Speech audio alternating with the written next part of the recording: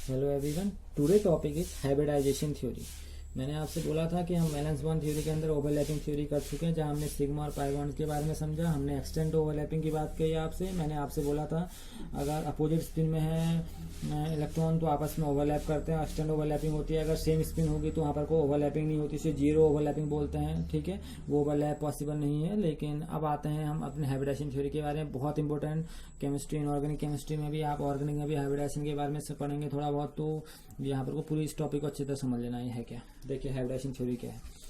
It is introduced by Pauling और subtler. Pauling और Slater ने इसको इंट्रोड्यूस किया था। ठीक है, जैसे आपने ओवरलैपिंग थ्योरी देखी तो हिटलर और लंडन ने उसको इसके बारे में बताया था, और हाइब्रिडाइजेशन थ्योरी के बारे में बताया था पाउलिंग और सटलर ने।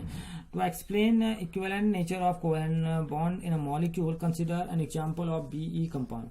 देखिए, इन्होंने कोवेलेंट बॉन्ड के ही नेचर के बारे में बात की थी। और नेचर के बारे में कहने की बात है कि जब हमने शुरुआत देखा था VSEPR थ्योरी से, तो वहां पर ज्योमेट्री की बात हुई थी। अब बात में आएगा कि इसका एक्चुअल शेप होगा क्या, और उसका शेप आप कैसे जस्टिफाई कर सकते हैं। तो आ रहा है it is formed without hybridisation. Then अगर आप बिना हाइब्रिडाइजेशन के इसको समझे बी मॉलिक्यूल के बारे में, तो यहाँ पर को दिखा रहा है बी के बारे में दिखा रहा है। BeCl2 का एग्जांपल है। तो यहाँ पर को है आपके बीच में जो बी और Cl के बीच में जो बन रहा है वो PS ओवरलैपिंग हो रही होगी, और बी और Cl के बीच में बन रही होगी PP ओवरलैपिंग हो रही होगी। It is form without hybridisation. Without hybridisation आपने कुछ ऐसा पढ़ा है ओवरलैपिंग थ्योरी में। कह रहा both the BeCl bond should have different parameter.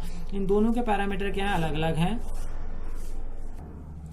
तो यहाँ पर आप BeCl2 के जो आप देख रहे हैं इसमें कह रहा है both the BeCl bond should have different parameter. दोनों के अलग अलग पैरामीटर है। And PP bond strength is greater than SP bond strength. आप जानते हैं ओवरलैपिंग थ्योरी में यहाँ पर कोई हेड टू हेड ओवरलैपिंग हो रही होगी, और PP ज्यादा से ज्यादा मैक्सिमम अमाउंट में एक जैसे ऑर्बिटल है तो ज्यादा यहाँ पर कोई इसकी ओवरलैपिंग हो रही होगी, तो इसकी स्ट्रेंथ ज्यादा है, इसकी स्ट्रेंथ कम है।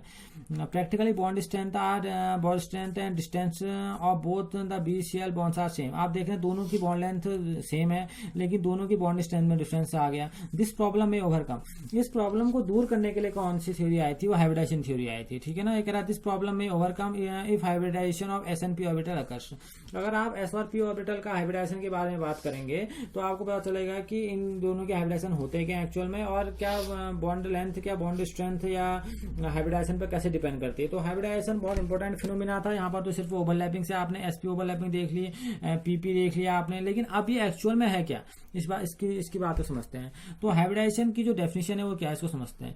Mixing of different shape and approximate equal energy atomic orbital and redistribution of energy to form new orbital. देखिए होता क्या है, जब डिफरेंट शेप और इक्वल एनर्जी वाले एटॉमिक ऑर्बिटल आपस में क्या करते हैं, इंटरमिक्सिंग करते हैं। ठीक है ना, और जो अपनी एनर्जी को क्या करते हैं, रिडिस्ट्रीब्यूशन करते हैं, और उसके बाद नए ऑर्बिटल फॉर्म करते हैं। ठीक है ना, और वो जो नए ऑर्बिटल फॉर्म करते हैं, कह रहा of same shape and same energy, same shape और सेम एनर्जी के नए ऑर्बिटल फॉर्म करते हैं। These new orbital called hybrid orbital. इन्हीं को क्या बोला जाता है, हाइब्रिड ऑर्बिटल बोला जाता है। ठीक है ना, तो इस प्रोसेस को हम क्या कहते हैं, हाइब्रिडाइजेशन बोलते हैं। ठीक है, ये प्रोसेस क्या है, the process of intermixing of orbitals of slightly different energy so as the distribution of energy. तो ये क्या करा है, जो प्रोसेस क्या है, ऑर्बिटलों में जो इंटरमिक्सिंग होती है ऑर्बिटल से की, और वो ऑर्बिटल कैसे आपस में मिक्स होते हैं, स्लाइटली डिफरेंट एनर्जी के, लगभग उनकी एनर्जी एक जैसी होनी चाहिए, तभी आपस में क्या करेंगे, वो मिक्सिंग करेंगे। और मिक्सिंग करने के बाद उनकी एनर्जी क्या होती है, रिडिस्ट्रीब्यूट होती है, और रिडिस्ट्रीब्यूट होने के बाद वो एक नए टाइप के क्या बनाते हैं, नए टाइप के ऑर्बिटल बनाते हैं। और वो नए टाइप के ऑर्बिटल क्या होते हैं, उनकी एनर्जी जो आपने बनाया था उनकी एनर्जी की क्या होती है, इक्वल होती है। देखिए मैं आपको बताता हूँ क्या बात कहना जा रहा है। देखिए कह रहा है mixing of different shape and approximate equal energy atomic orbital and distribution of energy to form new orbital of same shape and same energy. These orbital are called hybrid orbital and this phenomenon is called hybridisation. Mixing होती है जब different shape वाले atomic orbital की, जिनकी energy क्या हो, एक जैसी हो, और जब अपनी एनर्जी को क्या करते हैं, वो डिस्ट्रीब्यूशन करते हैं, आपस में एक्सचेंज करते हैं एनर्जी को, और ऐसा एक्सचेंज करने के बाद एक नया ऑर्बिटल बनाते हैं। तो वो जो नया ऑर्बिटल बनता है उसकी वो क्या होते हैं, सेम शेप और सेम एनर्जी वाले होते हैं। तो ऐसे नए ऑर्बिटल को बुलाया जाता है हाइब्रिड ऑर्बिटल, और ऐसे फिनोमिना को बुलाया जाता है हाइब्रिडाइजेशन। तो सिंपल सा इनका अगर मैं डेफिनेशन बोलूंगा तो वो सिंपल सी डेफिनेशन है, intermixing of atomic orbitals of slightly different energy and they form a new orbitals with same shape and same energy। ठीक, तो अगर now after considering SP hybridization in BeCl2। देखिए अभी तक आपने क्या देखा था, BeCl2 वाले में एक जगह PS हो रहा था, एक जगह PP हो रही थी, लेकिन अब इनकी हाइब्रिडाइजेशन एक जैसी होगी, एक होगी। तो कह रहा अगर आपने देखा तो अभी तक क्या होता है पीएसपी, अब यहाँ पर भी क्या होगा पीएसपी, यानी कि अब जो इसका हाइब्रिडाइजेशन होगा कह रहा है आपको किस टाइप का दिखेगा, तो कह रहा है now the considering the SP hybridisation, तो इसमें कौन सा हाइब्रिडाइजेशन आएगा, एसपी हाइब्रिडाइजेशन आएगा। Bond strength of both the bonds are भी इक्वल, और बॉन्ड स्ट्रेंथ दोनों ही बॉन्ड की क्या होगी, इक्वल होगी, क्योंकि यहाँ पर भी क्या है पीएसपी है, यहाँ पर भी क्या पीएसपी है। ऊपर आपने देखा था एक जगह पीएस था, एक जगह क्या था पीपी था, यहाँ देखिए दोनों जगह क्या आ रहा है एसपी और एसपी। तो ये इंपॉर्टेंट बात है, यहाँ पर को बॉन्ड जो आपकी बॉन्ड स्ट्रेंथ थी वो बराबर हो गई है। अब हाइब्रिडाइजेशन को आप पहचानेंगे कैसे, इसकी कैरेक्टरिस्टिक्स क्या है इसको समझते हैं। देखिए hybridization is a mixing of orbitals and not electrons. Important point आ रहा है, हाइब्रिडाइजेशन जो होती है वो मिक्सिंग होती है ऑर्बिटल की, इसमें इलेक्ट्रॉन की मिक्सिंग नहीं होती, ये ऑर्बिटल की मिक्सिंग की बात करता है hybridization. Therefore in hybridization full filled, half filled and empty orbital में टेक पार्ट। इसलिए हाइब्रिडाइजेशन में फुलफिल्ड वाले भी, हाफ फील्ड वाले भी और इम्प्रिटी ऑर्बिटल भी क्या कर सकते हैं, पार्टिसिपेट कर सकते हैं, क्योंकि इसमें इलेक्ट्रॉन की बात नहीं होती, इसमें बात होती है intermixing of atomic orbital. Second point, number of the hybrid orbital formed is always be equivalent to number of atomic orbital which have taken part in the process of hybridization. Important point है ये क्या, number of hybrid orbital formed, जितने number के hybrid orbital form होंगे is always be equivalent to number of atomic orbital which have taken part in the process of hybridization. जितने number के atomic orbital ने hybridization में participate किया होगा उतने ही क्या होंगे, नए hybrid orbital भी बनेंगे। माना एक S ने, इस बात को समझिए, माना एक एस वाले ने और एक पी वाले ने पार्टिसिपेट किया है, तो यहाँ पर को आपको क्या होगा, आपके दो एटॉमिक ऑर्बिटल बनेंगे, वो क्या होंगे एसपी और एसपी। आपको दिख रहा है ना दो क्या है, तो इनकी हाइब्रिडाइजेशन में मैं माना कह रहा हूँ एसपी आ रही, तो यहाँ पर को जो नए ऑर्बिटल बनेंगे हाइब्रिडाइजेशन के बाद वो भी क्या बनेंगे, दो बनेंगे। जैसे एक एस वाले ने लिया था पार्टिसिपेट और यहाँ पर को एक पी वाले ने पार्टिसिपेट किया था, ये पी वाले ने और यहाँ पर को एस वाले ने, तो ये पी और एस वाले जब मिलेंगे तो इसमें जो नए बनेंगे वो क्या बनेंगे, आपके sp2 बनेंगे। यानी कि जितने एटॉमिक ऑर्बिटल ने हाइब्रिडाइजेशन में पार्टिसिपेट किया था नए भी उतने ही बनते हैं, ठीक है। तो number of hybrid orbital formed is always be equivalent to number of atomic orbital which have taken part in the process of hybridization. Each hybrid orbital having two lobes, one in larger and one in small। आप जानते हैं जो hybrid orbital होंगे उसमें क्या होगा, एक दो लोब बनते हैं, एक लोब इसमें लार्जर होता है, एक क्या होता है स्मॉलर होता है। Bond will form larger lobe, और जो बॉन्ड बनता है हमेशा वो लार्जर लोब से बनता है, क्योंकि यहाँ पर एक्सटेंट ओवरलैपिंग ज्यादा होती है। The number of hybrid orbital on central atom of a molecule or ion, number of single bond plus lone pair of electron. ये कह रहा है नंबर ऑफ हाइब्रिड ऑर्बिटल जो सेंट्रल एटम के पास जो मॉलिक्यूल है, जो आयन है, उसके सेंट्रल जो एटम है उसमें कितने हाइब्रिड ऑर्बिटल होंगे, वो उसका पता आप कैसे करेंगे, number of sigma bond plus lone pair of electron. उसमें कितने सिग्मा बॉन्ड थे और उसमें कितने लोन पेयर के इलेक्ट्रॉन थे, दोनों को प्लस कर लेंगे तो आपको सेंट्रल मेटल में जो हाइब्रिड ऑर्बिटल है उनके काउंटिंग हो जाएगी, वो कितने मिलेंगे हमें। One element can represent many hybridization state depending on experimental condition. एक एलिमेंट कितने भी अधिक हाइब्रिडाइजेशन स्टेट दिखा सकता है, ये डिपेंड करती है उसकी एक्सपेरिमेंट, जब आप एक्सपेरिमेंट करेंगे उसके ऊपर, उस पर डिपेंड करती है। जैसे सी है, सी आपको एसपी भी दिखाएगा, sp2 भी दिखाएगा, sp3 भी दिखाएगा, ठीक है ना। यानी कि अगर आप समझेंगे जो सी वाला है वो सी सिंगल बॉन्ड सी है, तो सिंगल बॉन्ड में क्या होता है, एक सिग्मा पाया जाता है, और जो आपका डबल बॉन्ड है इसमें क्या होता है, डबल बॉन्ड में एक सिग्मा और एक पाई पाया जाता है, और जो ट्रिपल बॉन्ड है आपका इसमें एक सिग्मा और आपके क्या पाए जाते हैं, दो पाई पाए जाते हैं। इसको हम देखेंगे अभी आप समझ लीजिए, जो सिंगल बॉन्ड है, ठीक है ना, इसमें एक सिग्मा पाया गया, डबल बॉन्ड में एक सिग्मा एक पाई, और ट्रिपल बॉन्ड में एक सिग्मा और दो पाई पाए गए, ठीक है ना। तो यहाँ पर को जो हाइब्रिडाइजेशन है इसमें क्या, इसकी हाइब्रिडाइजेशन और इसकी हाइब्रिडाइजेशन और इसकी हाइब्रिडाइजेशन, sp3 sp2 और sp, ठीक है ना। तो यहाँ पर देख रहे हैं कार्बन आपके क्या दिखाता है, एक ही एलिमेंट है, लेकिन आपको क्या दिखा रहा है, वेरिएबल हाइब्रिडाइजेशन स्टेट दिखा रहा है। हाइब्रिड ऑर्बिटल आर डिफरेंशिएट, आप इसको ऐसे दिखा सकते हैं sp sp2 sp3, आगे को d वाला भी लेगा तो sp3d sp3d2, तो इस टाइप से पार्टिसिपेट करते हैं। देखिए the directional property in hybrid orbital is more than atomic orbital. तो डायरेक्शनल प्रॉपर्टी होती है हाइब्रिड ऑर्बिटल की, वो ज्यादा होती है एटॉमिक ऑर्बिटल से।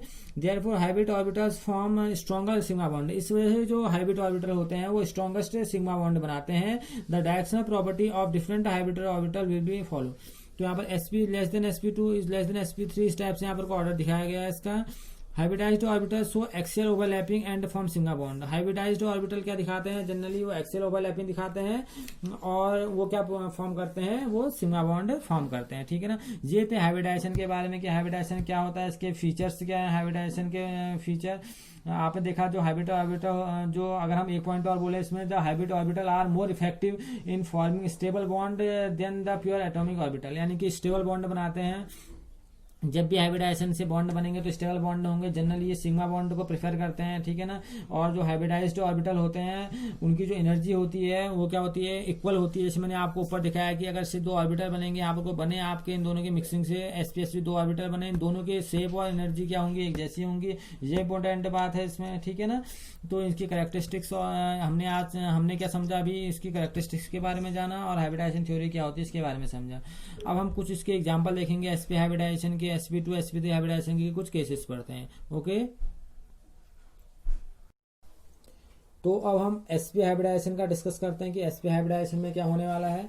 तो देखिए sp का मतलब क्या है, एक s वाला और एक p वाला ऑर्बिटल आपस में क्या होगा, मिक्स होगा और नए ऑर्बिटल बनाएंगे, sp होगा, इसे बोला जाएगा sp हाइब्रिडाइजेशन। देखिए, in this hybridization one s and one p orbital of an atom are mix to give two new hybrid orbital which are equivalent in shape energy known as sp orbital. अब देखिए इसमें होगा क्या, इसमें कह रहा है इस हाइब्रिडाइजेशन में एक s वाला और एक p वाला क्या करेगा, पार्टिसिपेट करेगा, मिक्स होगा। और मिक्स करने के बाद दो नए, क्योंकि दो यहाँ पर को दो यहाँ पे क्या बनेंगे, नए हाइब्रिड ऑर्बिटल बनेंगे जिनकी एनर्जी क्या और शेप क्या होगा, एक जैसा होगा। और सेकेंडली बात, these two sp orbitals are arrange in straight line और बॉन्ड एंगल 180। अभी हम आपको बताएंगे इसमें होगा क्या। देखिए यहाँ पर कोई एस करेक्टर की बात होगी, sp वाले में इस बात को समझना है, sp वाले में s और p, देखिए दोनों अगर हम 100% करें तो s का भी करेक्टर कितना होगा, 50% होगा, और p का भी करेक्टर कितना होगा, 50% होगा। दोनों कितने कितने यहाँ पर 50% वाले हैं, तो s करेक्टर इसमें क्या होगा, sp वाले में 50% होगा। देखिए s वाले में अगर हम इसका इलेक्ट्रॉनिक कन्फिगरेशन करें, तो अगर आप इसका करेंगे इलेक्ट्रॉनिक कन्फिगरेशन तो बी का एटॉमिक नंबर कितना होता है, 4 होता है, 1s2 2s2 और 2। अब इसमें इंपॉर्टेंट बात क्या है हाइब्रिडाइजेशन में, देखिए इस बात को यहाँ पर को समझते हैं। होगा क्या, जैसे हम बी को खोलेंगे ना, बी का कितना होता है 4, इसे खोलिए 1s2 2s2, अब क्या होता है 2p6। अब यहाँ पर 2p6 है तो कितना हो गया, 2p0 हो गया। तो देखिए जो ऑर्बिटल जो यानी कि आप नंबर n की वैल्यू देख रहे हैं, ये n वाले में 1 वाला फुलफिल है तो इसको नहीं लेते हैं हम। अब ये क्या है, इनकम्प्लीट है, 2s2 2p0 वाला, तो इसको ले लेंगे हम 2s2। अब 2s में कितने हैं, 2 हैं, 2p वाले में कोई भी इलेक्ट्रॉन नहीं है तो 2p0 हो गया, ग्राउंड स्टेट बोला जाता है इसको। ये कौन सा स्टेट है, ग्राउंड।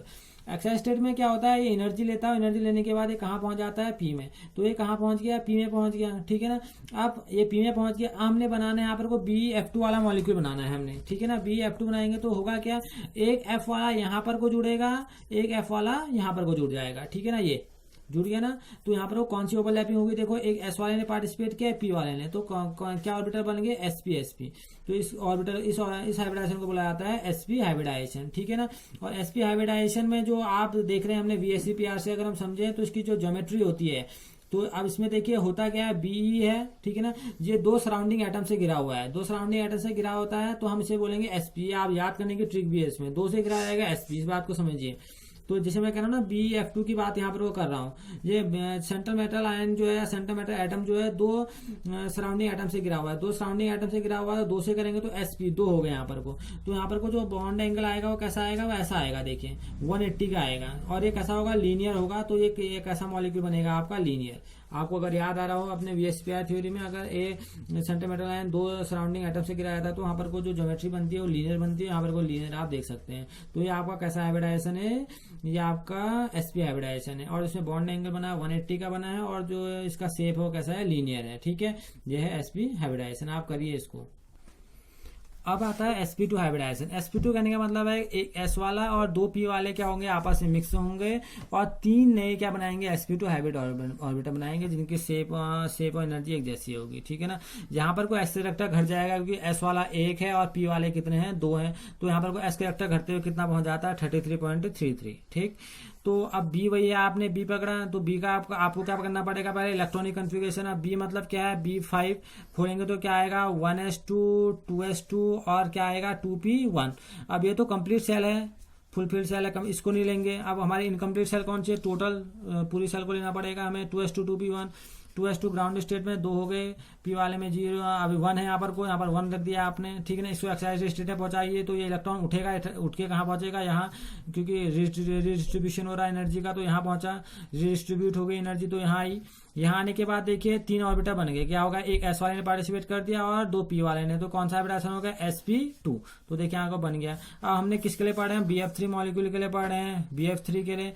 तो यहाँ पर को BF3 के आ रहे हैं। अब 3 यहाँ पर सराउंडिंग एटम है, आपको 3 के लिए VSEPR थ्योरी याद आ रही होगी। कौन सा शेप, ट्राइगोनल शेप बनेगा, एंगल 180 का आपको याद आ रहा होगा। इस टाइप का शेप ये BF3 का, ये तो ये देखिए इस टाइप का शेप आ गया ये। और कैसा होगा, ट्रायंगुलर शेप था, आपको याद होगा ट्रायंगुलर, जिसे हमने बोला था वहां पर को VSEPR के अकॉर्डिंग। तो यहाँ पर को हाइब्रिडाइजेशन देखा आपने, कौन सा है, sp2 आ गया। और 3 के 3 यहाँ पर को 3 ने पार्टिसिपेट किया था, अगर आप देखें यहाँ पर को, तो यहाँ पर को 3 यहाँ पर को क्या बने, आपके एटॉमिक ऑर्बिटल बने, ठीक है ना। यानी कि यहाँ पर को s वाले ने और p वाले ने, दिख रहा है आपको। तो s और p वाले की बात है, 1s और 2p। यहाँ पर देखिए 1s और 2p वालों ने पार्टिसिपेट किया है, तो इसे बोला गया sp2, ठीक है ना। और जो 3 ऑर्बिटर बने इनके पार्टिसिपेट करने के बाद 3 बने sp2 sp2 sp2। तो ये आपका हाइब्रिडाइजेशन हो गया, sp2 टाइप हाइब्रिडाइजेशन। एग्जांपल मैंने आपको बता दिया। अगला होता है sp3, बहुत सिंपल केस, एक s वाला और 3 p वाले जब क्या करते हैं, आपस में इंटरमिक्स होते हैं। इंटरमिक्स होने के बाद क्या कहते हैं, 4 नए ऑर्बिटल देंगे। देखिए एक s और 3 p वाले, ठीक, 1s हो गया यहाँ पर को, एक s और 3 p वाले कर रहे हैं। तो यहाँ पर को s कैरेक्टर और घट जाएगा। यहाँ पर बॉन्ड एंगल आपको पता है टेट्राहेड्रल केस होने वाला है, क्योंकि यहाँ पर को क्या बनने वाला है, यहाँ पर हम पढ़ेंगे किस केस के लिए पढ़े हम, CH4 के लिए। अब देखिए centre metal line 4 surrounded atom से गिरा हुआ है, 4 से गिरता तो क्या होगा, टेट्राहेड्रल। वहाँ VSEPR के अकॉर्डिंग आपने जो थ्योरी पढ़ी है, बॉन्ड एंगल आपने देखा वहाँ पर कितना था, 109 डिग्री 0.8 वाला 0.28। तो देखिए यहाँ पर को, अब कार्बन का एटॉमिक नंबर खोलिए, कार्बन का कितना होता है 6, कितना हो गया 1s2 2s2 और 2p2। तो देखिए ये कंप्लीट सेल ऐसे लेंगे नहीं, तो यहाँ पर को ये सेल को लेना है हमें, 2s2 में 2 हो गए, 2p यानी कि यहाँ पर भी 2 हो गए, ये इसकी ग्राउंड स्टेट हो गई। एक्साइज स्टेट में क्या होगा, एक्साइज स्टेट में ये इलेक्ट्रॉन पहुंच के कहाँ आएगा, यहाँ आएगा, ये यहाँ पहुंचा, तो यहाँ पर कितने हो गए 1 2 3 4। तो यहाँ पर कौन सा हाइब्रिडाइजेशन हो गया, sp3, एक s 3 और 3p, sp3। तो यहाँ पर कितने बन गए, देखो जुड़ गए, तो कितने हाइब्रिडाइजेशन हो गया। अब हमने CH4 जोड़ना है, यहाँ पर को एक h यहाँ जुड़ गया, एक h यहाँ, एक h यहाँ, एक h यहाँ, तो कौन सा हाइब्रिडाइजेशन हो गया, sp3। अगर हम इसको देखें, देखिए यहाँ पर को अगर सिंपल देखें, यहाँ पर 2s था, यहाँ पर ये देखिए 2s था, ये ग्राउंड स्टेट है इसकी 2s2, और ये क्या है आपका 2p2। अब एक्साइज स्टेट में क्या हो गया, ये यहाँ पहुंचा, देखिए इस बात को समझिए इसको। अब ये इलेक्ट्रॉन कहाँ उठ के पहुंचेगा, इस एनर्जी में पहुंचेगा 1 1 2 और 3। आपने किसका बनाना है, CH4 का बनाना है। कितने जोड़ने हैं, एक H यहाँ पर जुड़ गया, एक H यहाँ जुड़ गया, एक H यहाँ जुड़ गया, एक H यहाँ जुड़ गया। तो कौन सा हाइब्रिडाइजेशन हो गया है, एक S और 3p sp3। तो ये हाइब्रिडाइजेशन हो गया आपका sp3 हाइब्रिडाइजेशन। शेप क्या होगा इसका, टेट्राहेड्रल होगा, ठीक है ना। तो ये बोला जाता है आपका sp3, इंपोर्टेंट केस है sp3। ऐसे हमारा अगर d वाले पार्टिसिपेट करते हैं हाइब्रिडाइजेशन में, तो इसे बोला जाता है आपका sp3d। इसमें जैसे आपने ठीक इसको पढ़ा, वैसे आप क्या कहेंगे, 1s, एक s वाला है, 3 p वाले हैं और एक d वाला है, ये पार्टिसिपेट करते हैं, तो बोला जाता है sp3d।